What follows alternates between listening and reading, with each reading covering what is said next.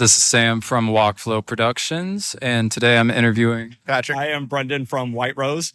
Tyler, Andrew. Ryan from White Rose.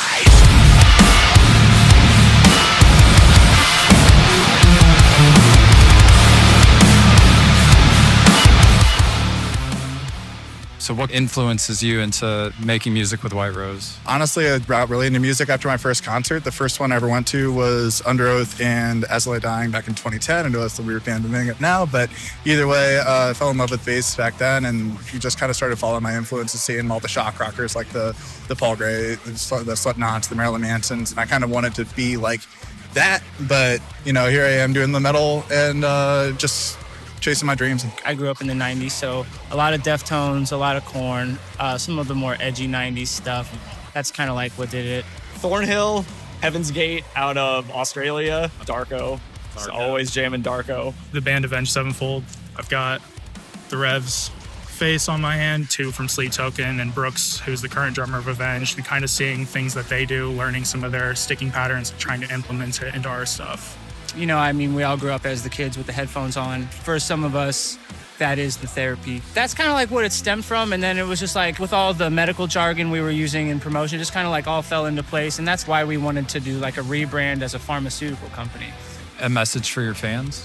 If there's anybody out there listening, my biggest goal in life is just that I hope one day at least one person sees what I'm doing and is like, I can do that too. Because I remember being younger, the first show I went to out here was in 2016 at the Ready Room, Asking Alexandria, and I watched them get up on that stage at the Ready Room, and I was like, dude, I could fucking do that. And in 2 years' time, my band Callaway Circus, we headlined the Ready Room, so I did do it. It was fucking sick. First and foremost, thank you if you're there, for sure. The traction that we've got of late is actually really encouraging, and I just want everyone to be good to each other, be safe, be good to each other, love each other. And thank you for your time. That's a good question. I didn't know we had fans. If you're out there, say hi to me, like our posts, share our stuff, and we'll try to reach out to you guys soon. I'm hoping to be booking more shows throughout all rest of this year and into next year. So thank you always for your participation. I'm not sure if I should be saying it yet, but we do have our next single coming out in about 3 weeks called Headhunter, which we will be performing tonight. We have a release coming up in 3 weeks, hot off the tail of the one we just put out last month. The last one was called Strange Places.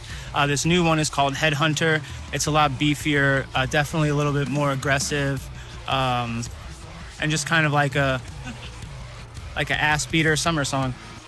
We've got another show October 11th back here at Red Flag for Slam Dance Fest 2. Bunch of cool bands. I'm going to forget every one of them, but I know Morose is on it. I know With Glee is on it. I know We Are Descendants is on it. I know, bunch of bands are on it. Come on out.